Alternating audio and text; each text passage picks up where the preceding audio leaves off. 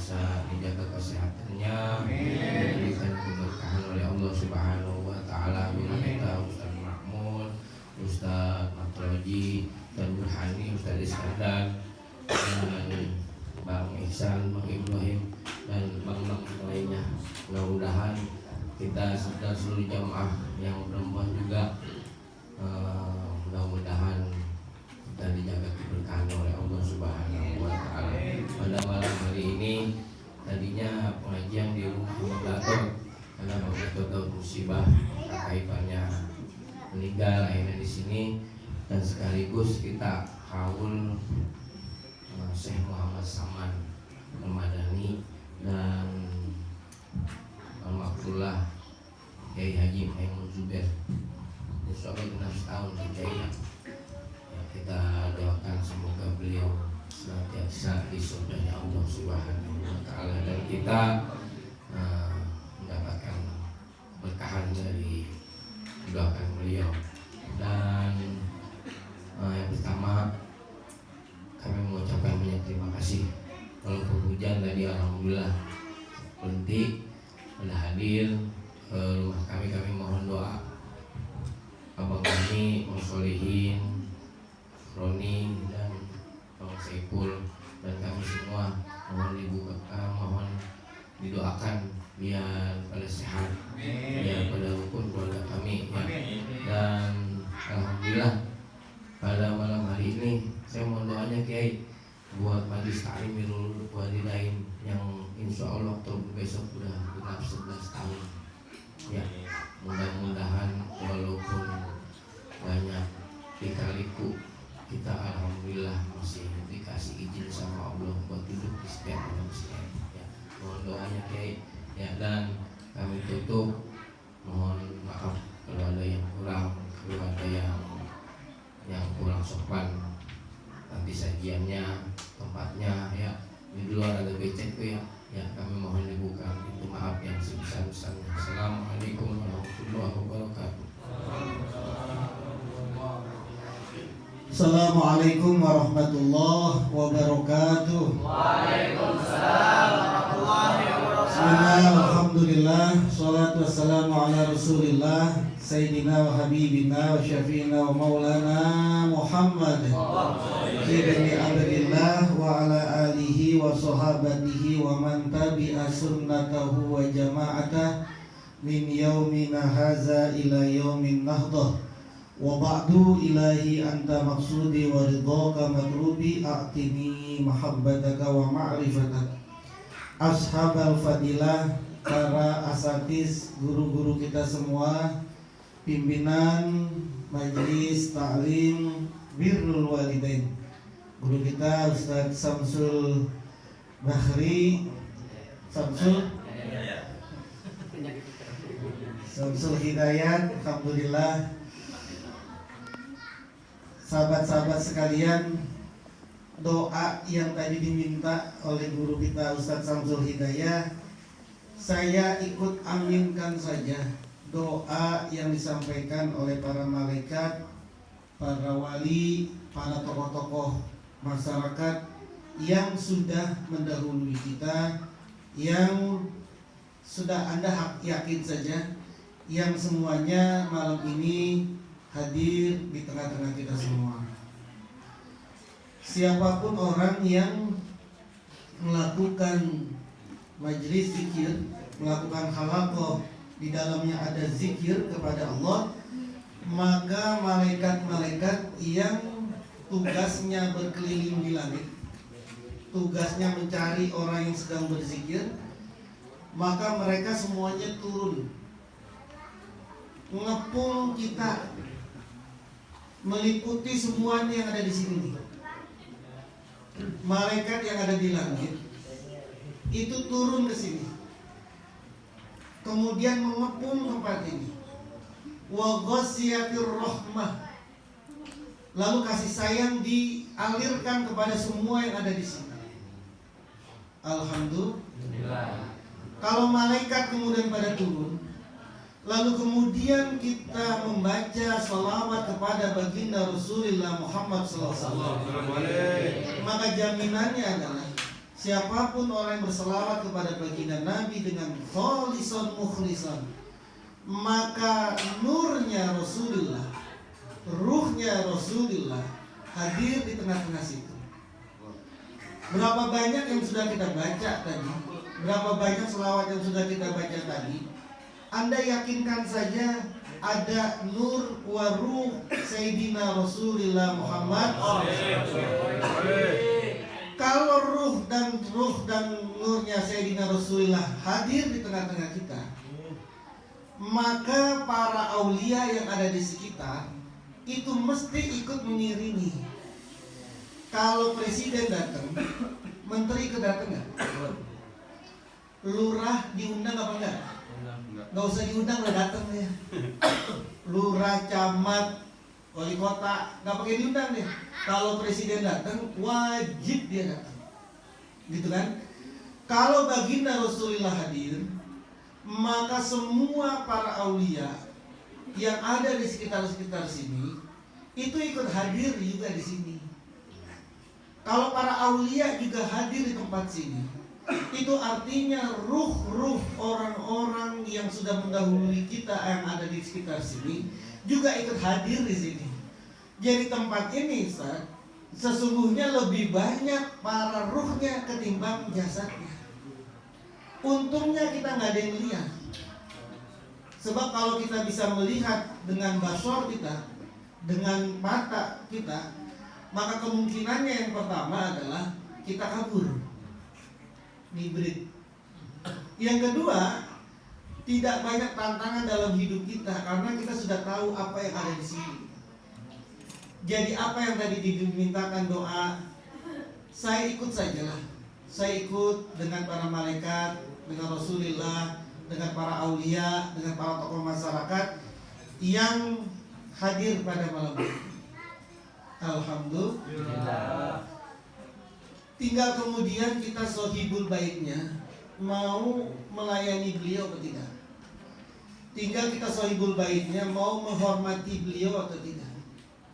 Kalau kemudian kita kedatangan tamu, lalu kemudian kita tidak menghormatinya, namanya kita su'ul adab.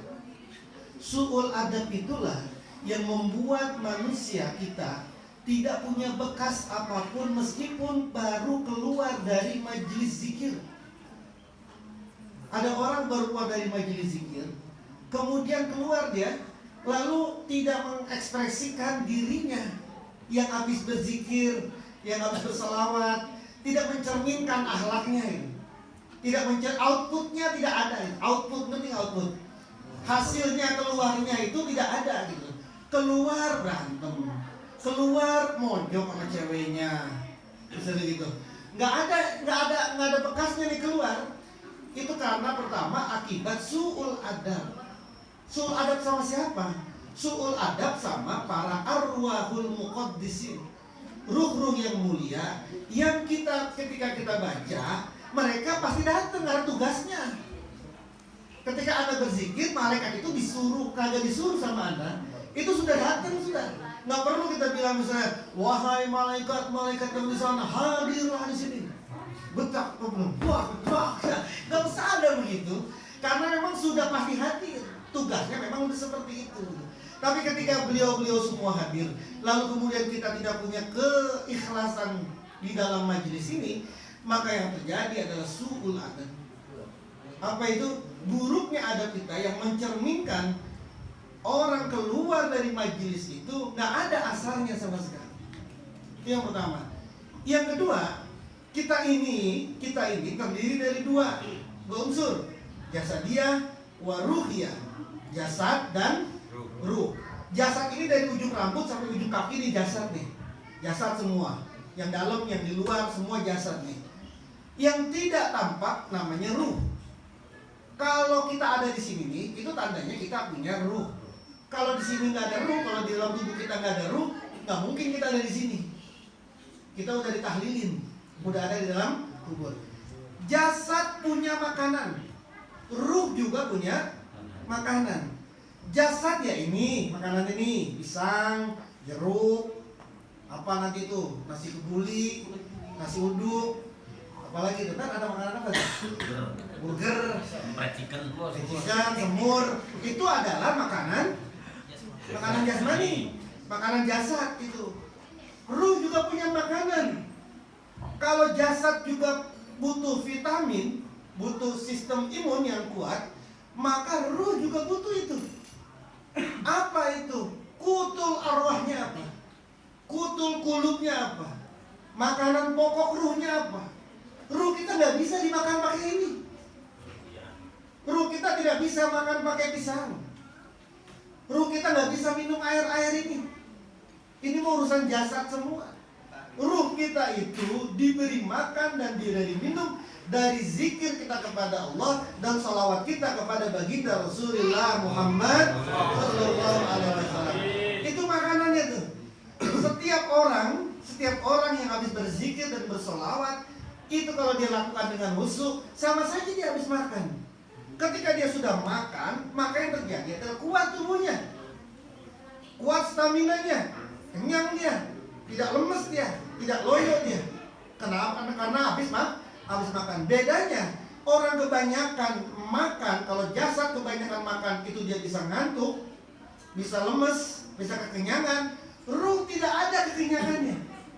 Anda mau makan berapapun, ruh Anda dimakanin apapun, ruh Anda diminumin apapun, gak bakalan keblinger, gak bakalan lemes dan ngantuk.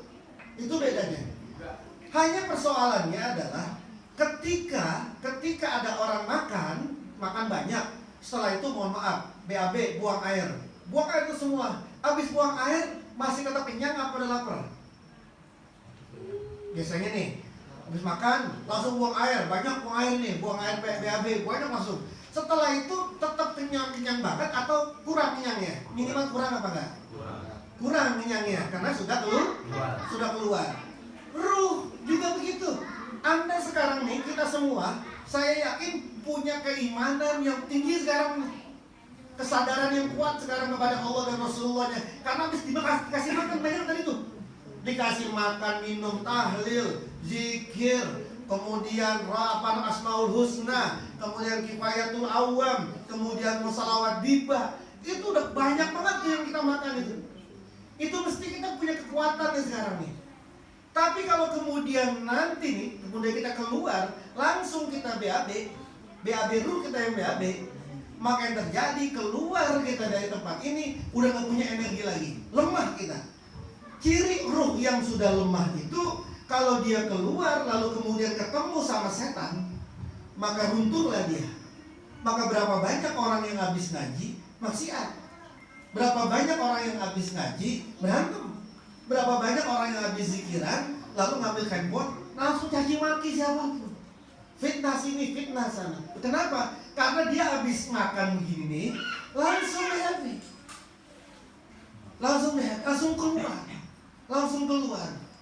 langsung keluar, sehingga jadi lemes lagi, ruhnya menjadi lemah lagi. Ketika ruh itu menjadi lemah, maka yang terjadi adalah setan kemudian masuk ke kita. Setan ini baru setan itu, belum nafsu. Setan masuk kepada kita, maka kemudian kita tempurlah kita sama setan. Itu belum tempur sama nafsu. Setan 24 jam bisa godain kita. Nafsu 24 jam kita. Berantem terus kita sama nafsu. Tiap saat, tiap detik, nggak pernah kita nggak berantem sama nafsu. Kalau kemudian ruh kita ini lemah tadi itu, maka yang terjadi adalah hancur kita, babak belur kita. Babak belurnya apa? Ya maksiat tetap aja, ngaji marajin, zikir marajin. Beres dari situ kemudian berantem lagi. Kuat dari situ kemudian maksiat aja lagi. Kuat dari situ sholat mah malas aja lagi. Padahal kan habis ngaji, habis zikir, tapi mau sholat tetap aja males. Kenapa? Karena tadi bangkrut ya, runtuh. Atau kalau dalam bahasa Imam Al-Ghazali, orang yang punya timba, dia habis nimba air penuh, dia embernya penuh, kemudian dia keluar langsung habis embernya, airnya di ember. Kenapa? Karena embernya bocor. Anda ngambil airnya di sini, kemudian keluar embernya bocor. Anda keluar, nyampe di luar ya habis. Seberapa habisnya? Ya tergantung embermu itu, ember kita ini seberapa besar bocornya. Semakin dia bocor, semakin dia besar bocornya, semakin habis dia. Maka kemudian kata Imam Ghazali, tambel bocormu itu, tambel embermu itu, sehingga kita ini sekarang ini yang habis penuh ember kita sama air ini, sama air rohani, dari tahlil lagi, dari salawat, dari dibat, dari asmaul, penuh dari ember kita nih. Jangan sampai bocor. Paling tumpah dikit, nanti minggu depan, ini mingguan sekali ya ngaji begini. Nanti minggu ke depan airnya itu belum habis, Anda sudah ngisi lagi. Kayak handphone lah, handphone ini perlu Anda cas nggak sih? Kalau kemudian handphone ini Anda pakai terus, tidak Anda cas, maka kemudian handphone ini semahal apapun, ini Note 9 nih, harganya 11 juta gitu. Tapi kan ada baterainya, habis bisa dipakai? Nggak bisa dipakai. Kenapa? Karena tidak ada baterainya. Nah, baterai itu harus dicas. Ngecas itu ya pakai listrik, disalurkan energi yang ada di sini, disalurkan ke energi yang lebih besar, namanya colokan. Tapi jangan terlalu besar juga. Kalau Anda punya handphone kemudian nyolokinya langsung digardu, meledak ini. Kenapa meledak? Karena energi yang ada di sini nggak mampu untuk langsung menerima energi yang ada di gardu, maka kemudian nyolokinnya harus energi yang sudah dialirkan dari gardu, kemudian dialirkan ke dalam rumah kita, ada MCB segala macam, baru kemudian kita colokin, baru masuk ini. Nah, roh juga begitu. Kita ini ngaji ini, sebelum habis baterai kita, udah ngaji kita, udah bisa ngaji lagi. Jangan sampai nanti keluar dari sini, ini kemudian habis baterainya. Kenapa?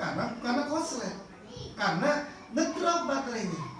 Apa sih yang membuat baterai itu ngedrop? Apa sih yang membuat ember itu bocor? Apa sih yang membuat kita kemudian buang BAB?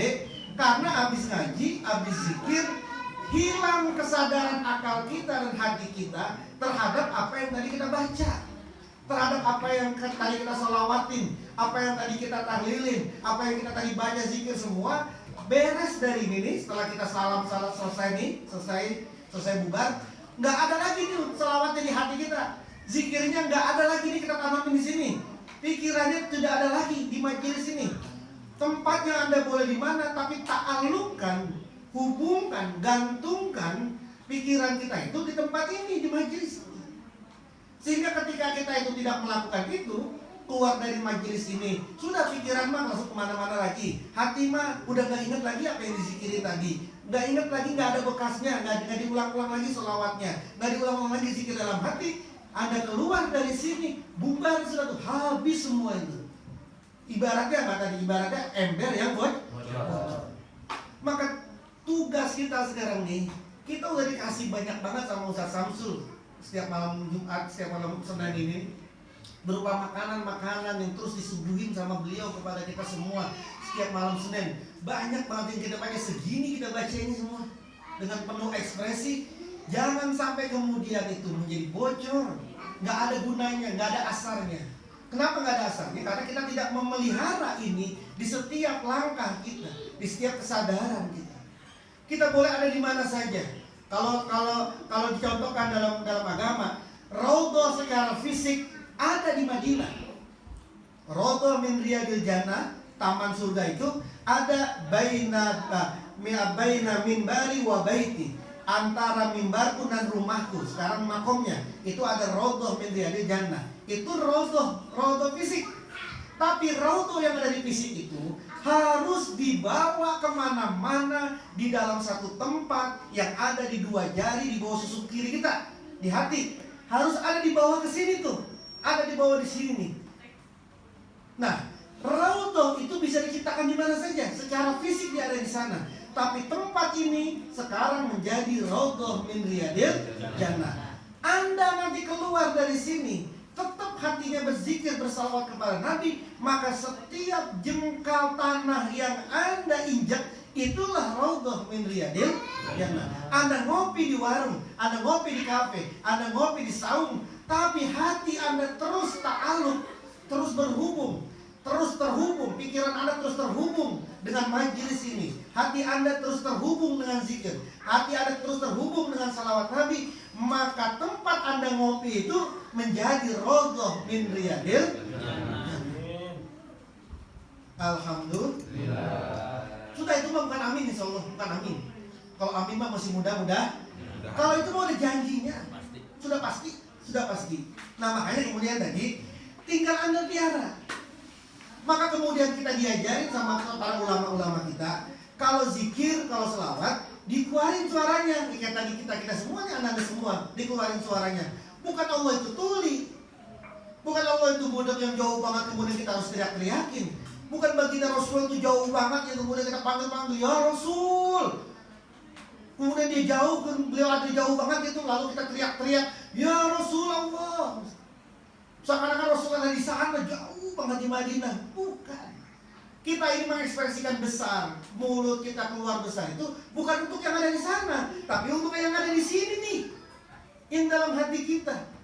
Kalau Anda mengatakan Rasulullah itu jauh, jangan pakai salawat, jangan mengucapkan salam, assalamu alaika ya Rasulullah. Kalau mengucapnya assalamu alaika, itu kalau Anda belajar ilmu sorok, alaika itu adalah mufrad, muzakkar, mukhatab. Apa artinya? Orangnya satu, ada yang diajak ngomong tuh ada. Kalau nggak ada yang diajak ngomong, itu pakai domir mufrad, muzakkar, ghaib. Bukan pakai alaika, tapi pakai alaihi, alaihima, alaihim, alaiha, alaihima, alaihimna, alaika, alaikuma, alaikum, alaiki, alaikuma, alaikunna, alayya, alaina. Kita mengucap Rasulullah, ya Rasul, assalamu alaika. Itu artinya munya itu bukan disuruh, kalau disuruh namanya hi, gitu loh. Kita kan selawat apa segala macam, assalamu alaika tadi, assalatu wassalamu alaika, berarti baginda Rasulnya ada, gitu loh. Jadi bukan untuk di sana, tapi untuk di sini. Ngapain sih zikir kenceng-kenceng banget? Kayak Allah tuh budak aja, gitu ya. Bukan untuk di sananya, untuk di sininya. Karena untuk ngancurin hati itu harus yang keras. Hati ini kan keras. Kalau dalam Quran dikatakan hati itu bisa seperti batu, bal hiya asyaddu qaswah. Hati itu bisa lebih keras daripada. Kalau Anda kemudian ngancurin batu pakai gini nih, cuma begini-gini doang nih, setahun hancur nggak? Nah, tembok nih, Anda pukul-pukul pelan-pelan begini, setahun hancur nggak? Kecuali Anda udah belajar ilmu wa iza baqastum jabbar, ya qawiyu ya matin. Ada tulis di sini, kemudian Anda tiup gitu ya. Ya puasa dulu lah 3 hari gitu kan. Kemudian Anda baru pegang begini, hancur ya. Tapi kalau kemudian Anda nggak punya ilmu apa-apa, ngancurin tembok itu cuma begini-gini saja, belum tentu setahun hancur. Hati juga begitu nih, hati juga begini nih. Hati itu ngancurin hatinya itu ya pakai zikrullah. Tidak ada ulama yang mengatakan ngancurin hati itu ya dengan zikir pada Allah. Maka kemudian zikirnya itu keras, bukan untuk di Allah. Allah nggak ada pengaruh. Allah mau kencang, mau kita suara keras, mau suara rendah, nggak ada pengaruhnya. Emang kita manusia apa? Manusia itu kalau suaranya kencang kita budak, kita tenang. Kalau suara pelan kita tidak kedengaran. Kencang banget gak kedengeran, pelan banget kagak kedengeran. Allah mah laisa kamitslihi syai'un wa huwas samiul. Jadi teman-teman semua yang ada di sini, ingat, jangan sampai bocor rohani kita. Jangan sampai bocor makanan-makanan kita itu. Syukur besok malam Senin datang lagi, itu kita masih kuat. Sehingga ketika datang masih kuat, ngecas lagi. Kalau udah seperti itu, baterai kita, ruh kita nggak akan drop. Gitu ya. Kalau orang hatinya sudah drop, rohaninya sudah drop, itulah orang yang nggak bisa diajak ngomong apapun. Nggak bisa diajak ngomong apapun juga tidak bisa. Sudah teka.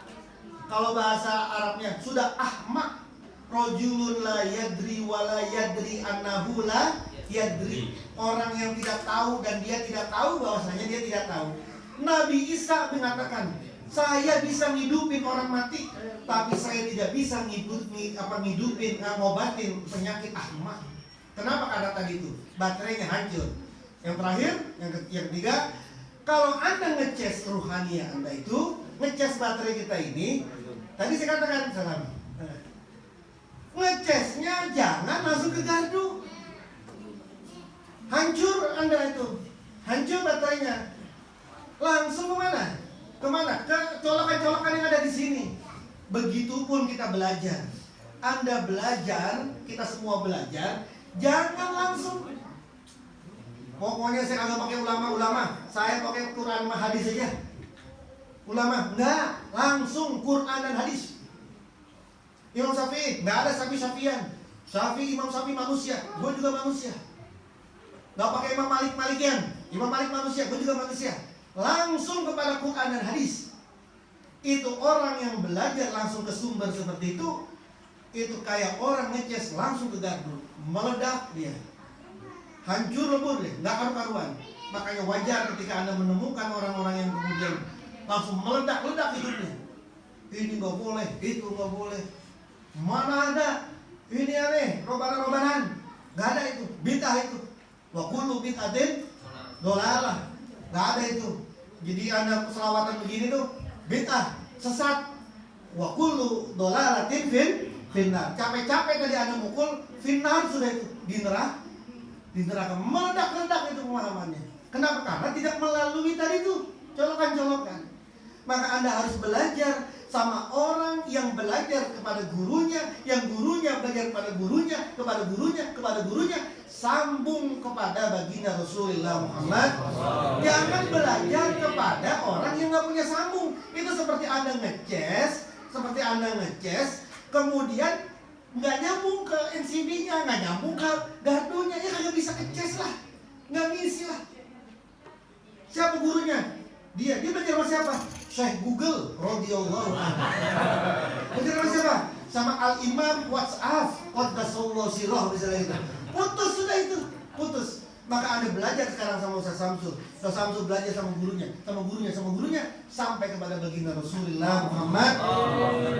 Mudah-mudahan diberkahi semuanya, segalanya, selamanya. Ilmu kita menjadi ilmu yang manfaat di dunia, manfaat juga di akhirat. Amin ya rabbal alamin. Ala haziniyah wa kullu niyatin shalihah wa ila hadratin nabi al-fatihah.